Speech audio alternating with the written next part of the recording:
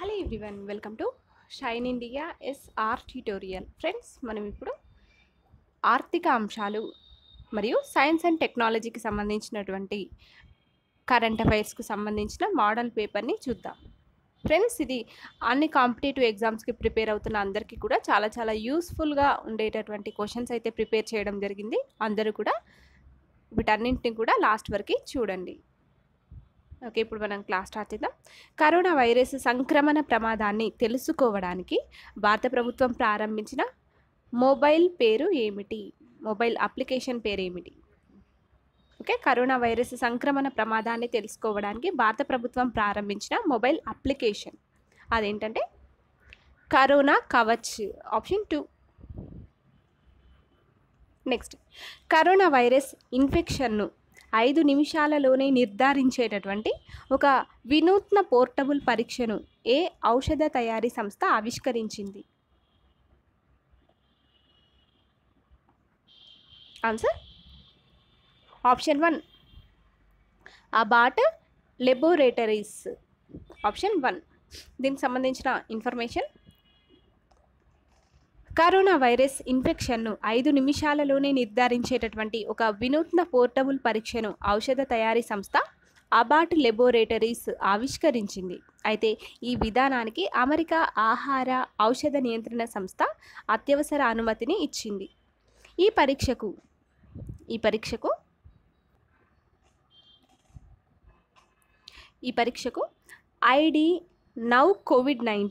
ID now COVID-19 అనేటటువంటి పేరును పెట్టారు. ఇది కరోనా పాజిటివ్ కేసును 5 నిమిషాలలోనే పసిగడుతుంది. నెగిటివ్ కేసు ఫలితాన్ని 13 నిమిషాలలో ఇస్తుంది. వచ్చే వారం నుంచే ఈ పరీక్షను అమెరికాలో అందుబాటులోకి తెస్తామని అబాట్ తెలిపింది.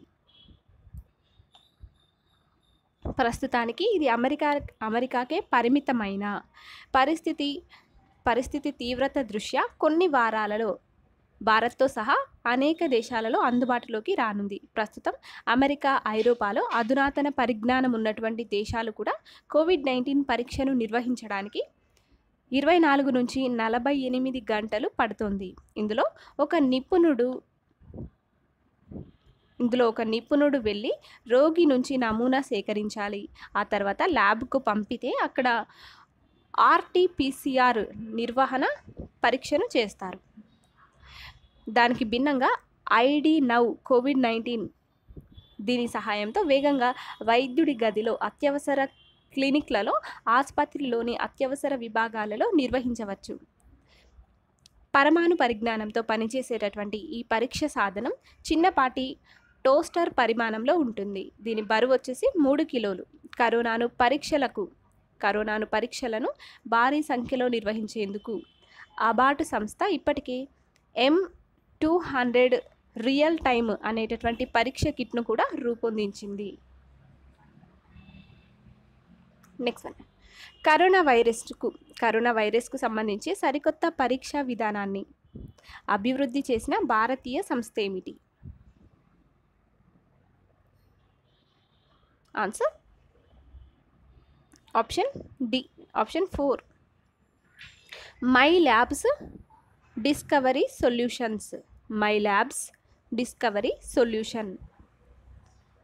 Okay, my labs discovery solutions అనే భారతీయ సంస్థ. దీనికి సంబంధించిన ఇన్ఫర్మేషన్: కరోనా వైరస్ జాడ ఇక మరింత వేగంగా తెలియనుంది. ఇందుకు సంబంధించి సరికొత్త పరీక్ష విధానాన్ని పుణేకు చెందినటువంటి మై ల్యాబ్స్ డిస్కవరీ సొల్యూషన్స్ అభివృద్ధి చేసింది. మార్చి 23వ తేదీన దీనికి అధికారులు అనుమతులను మంజూరు చేశారు. రోజుకు 15,000కు పైగా పరీక్ష కిట్ల తయారీ చేపట్టగలమని, కొద్ది రోజులలోనే 25,000 కిట్లు తయారు చేస్తామని మై ల్యాబ్స్ సహ వ్యవస్థాపకుడు అయినటువంటి పి శ్రీకాంత్ గారు తెలిపారు. దీని పేరు పాథో డిటెక్ట్ కోవిడ్-19 క్వాలిటేటివ్ కిట్ అనేటటువంటి పేరును నిర్ధారించారు. Next one,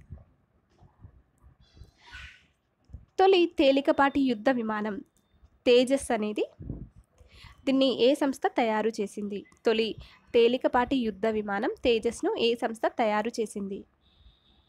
answer option 3 HAL సంస్థ. హెచ్ఏఎల్ అంటే ఏంటంటే Hindustan aeronautical limited. Okay, Hindustan aeronautical limited. దీనికి సంబంధించిన ఇన్ఫర్మేషన్ ఏంటంటే 12 నెలల వ్యవధిలోనే రూపొందించినటువంటి తొలి తేలికపాటి యుద్ధ విమానం తేజస్ తుది పరీక్షలను విజయవంతంగా పూర్తి చేసినట్లు హెచ్ఏఎల్ ప్రకటించింది. మార్చి 17వ తేదీ 2020 సంవత్సరాన హెచ్ఏఎల్ పిఎస్యు కార్యాలయంలో chief test flying air commander అయినటువంటి కేఏ ముతనా ఎల్సిఏ తేజస్ను హెచ్ఏఎల్ అధికారుల నుంచి స్వీకరించారు. తర్వాత దాదాపు 40 నిమిషాల పాటు ఈ యుద్ధ విమాన పరీక్షలు నిర్వహించారు. డ్రాయింగ్ అప్లికబిలిటీ జాబితా విడుదల చేసిన కేవలం 12 నెలలలోనే స్టాండర్డ్ ఆపరేషన్ విధానాన్ని ముగించడం ఒక రికార్డ్ అని హెచ్ఏఎల్ సిఎండి ఆర్ మాధవన్ గారు ఈ సందర్భంగా ప్రకటించారు. నెక్స్ట్ క్వశ్చన్, 2019 సంవత్సరానికి గాను ఎయిర్పోర్ట్ సర్వీసెస్ క్వాలిటీ పురస్కారానికి ఎంపికైన విమానాశ్రయం ఏమిటి? ఆన్సర్ ఆప్షన్ 2 రాజీవ్ గాంధీ అంతర్జాతీయ విమానాశ్రయం. శంషాబాద్లోని రాజీవ్ గాంధీ అంతర్జాతీయ విమానాశ్రయం.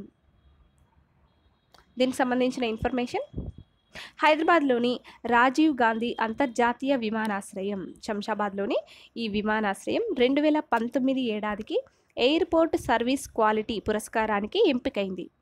ఎయిర్పోర్ట్స్ కౌన్సిల్ ఇంటర్నేషనల్ సంస్థ ఈ పురస్కారాన్ని ప్రకటించింది. సెప్టెంబర్లో పోలాండులోని క్రాకోలో కస్టమర్స్ ఎక్స్పీరియన్స్ గ్లోబల్ సమ్మిట్లో ఈ పురస్కారాన్ని అందించనుంది. శంషాబాద్ విమానాశ్రయానికి ఏఎస్క్యూ పురస్కారం ప్రకటించడం అనేది గర్వంగా ఉందని ఎయిర్పోర్ట్ సిఇఓ ఎస్జికే కిషోర్ గారు ఈ ప్రకటనలో తెలిపారు. ఆసియా పసిఫిక్ ప్రాంతంలో ఏడాదికి 1.5 నుంచి 2.5 కోట్ల మంది ప్రయాణించేటటువంటి విమానాశ్రయాల విభాగంలో భద్రతతో కూడినటువంటి మెరుగైన సేవలు అందించడం, పర్యావరణం పచ్చదనానికి పెద్దపీట వేస్తుండడానికి గుర్తింపుగా శంషాబాద్ విమానాశ్రయానికి ఈ పురస్కారం అనేది లభించింది. Next one, reserve bank of India నుంచి మార్చి 26వ తేదీన వచ్చినటువంటి ప్రకటన ప్రకారం ప్రస్తుత నగదు రిజర్వు నిష్పత్తి ఎంత? ఆన్సర్ 3%. 3%. దీనికి సంబంధించిన ఇన్ఫర్మేషన్,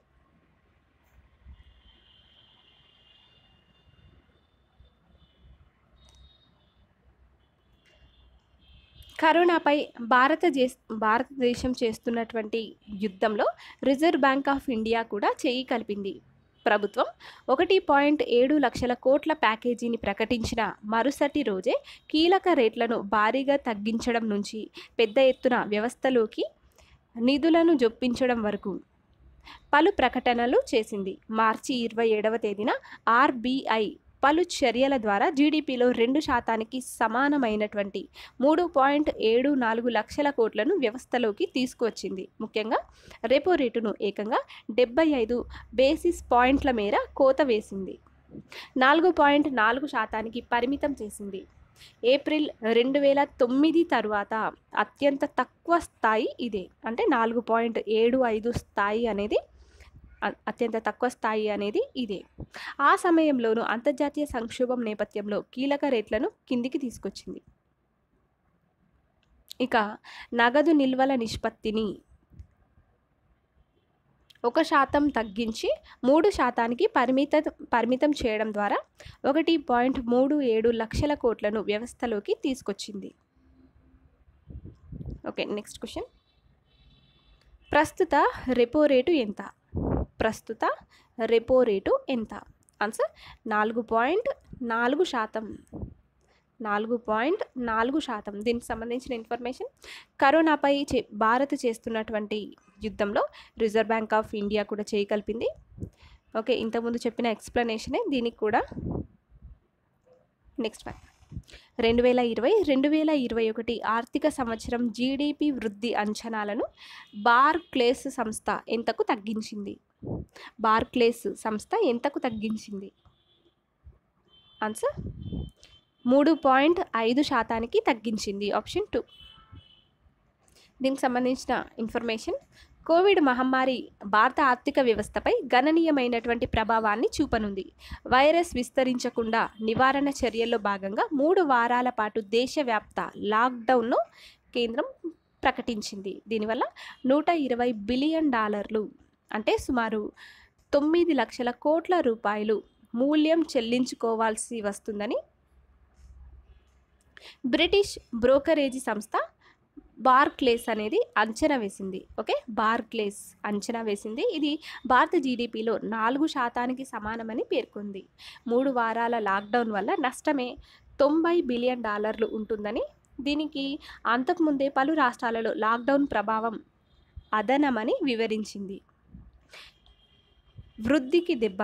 అలాగే 2020-2021 ఆర్థిక సంవత్సరం జీడిపి వృద్ధి అంచనాను 1.7% మేర తగ్గించి 3.5%గా ఉంటుందని తాజాగా విడుదల చేసినటువంటి నివేదికలో బార్క్లేస్ అనేది ఈ విధంగా పేర్కొంది. నెక్స్ట్ క్వశ్చన్, ప్రవాసులు ఎయిర్ ఇండియాలో ఎంత శాతం వరకు వాటాను కొనుగోలు చేయడానికి కేంద్ర కేబినెట్ ఇటీవల అనుమతించింది? ఆన్సర్ 100%. దీనికి సంబంధించిన ఇన్ఫర్మేషన్,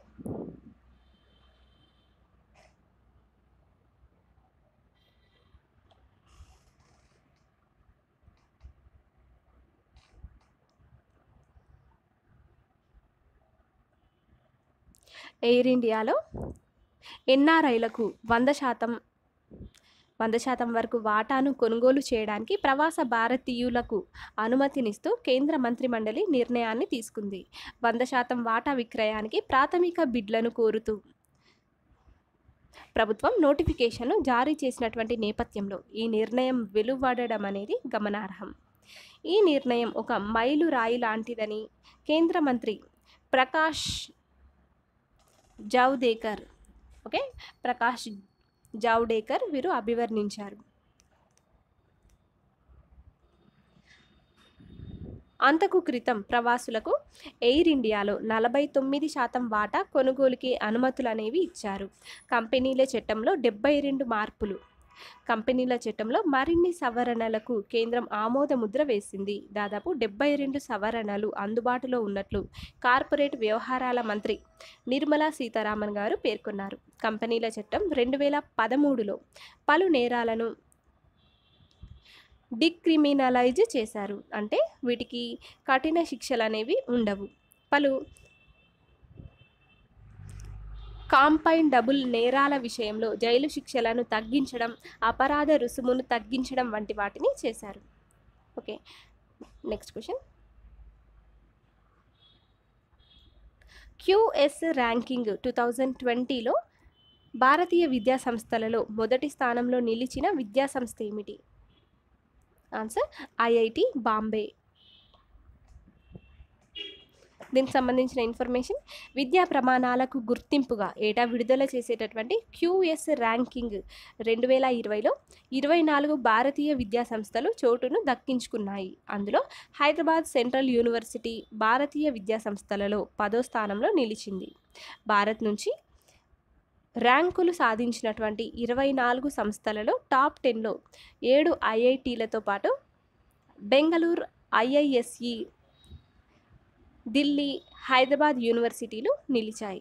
ఇంజనీరింగ్ టెక్నాలజీ విభాగంలో ఢిల్లీ, బాంబే IITలు ప్రపంచంలోనే టాప్ 50లో ఉన్నాయి. ఓవరాల్ ప్రపంచ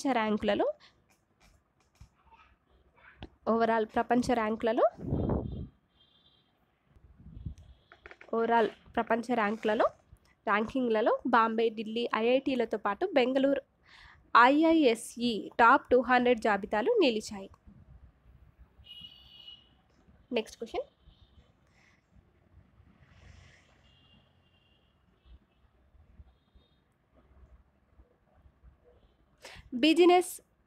బిజినెస్ కంటిజెన్సీ ప్లాన్ BCPలో భాగంగా వార్ రూమ్ను నెలకొల్పినటువంటి ప్రపంచంలోనే తొలి కేంద్ర బ్యాంక్ ఏమిటి? వార్ రూమ్ను నెలకొల్పిన ప్రపంచంలోనే తొలి కేంద్ర బ్యాంక్ అది ఏమిటి? Answer option 2, reserve bank of India. Okay, దీనికి సంబంధించిన ఇన్ఫర్మేషన్. కరోనా వైరస్ విస్తృతి నేపథ్యంలో ఎటువంటి క్లిష్ట పరిస్థితులలోనూ కార్యకలాపాలు నిలిచిపోకుండా reserve bank of India war room ఏర్పాటు చేసింది.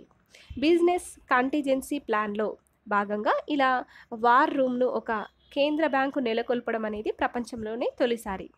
ఆర్థిక వ్యవస్థలో ఎటువంటి ఆటంకాలు లేకుండా చూసేందుకు అత్యంత ముఖ్యమైనటువంటి 90 మంది ఉద్యోగులతో ఈ వార్ రూమ్ కార్యకలాపాలు సాగించనుంది. ఇందులో ఏ సమయంలో చూసినా 45 మంది విధులు నిర్వహిస్తుంటే మిగిలిన వారు రిజర్వులో ఉంటారు.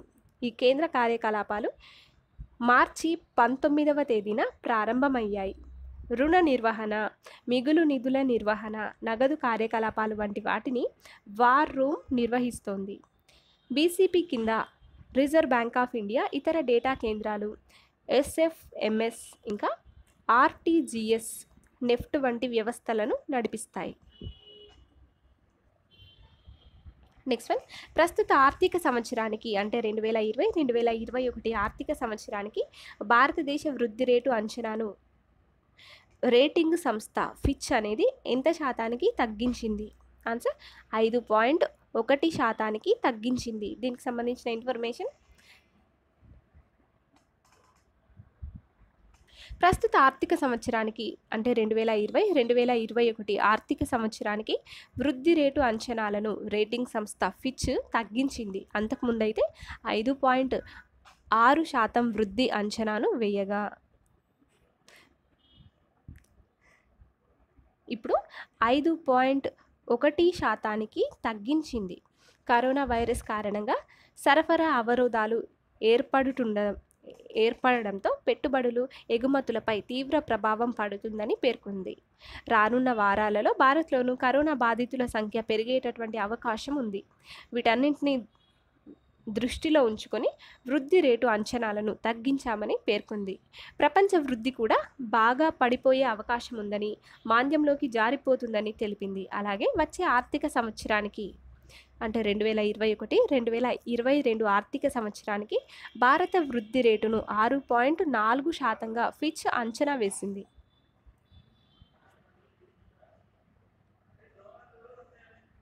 నెక్స్ట్ 2020 సంవత్సరంలో భారత్ వృద్ధి రేటు ఎంత ఉండవచ్చని మూడీస్ ఇన్వెస్టర్స్ సంస్థ అంచనా వేసింది.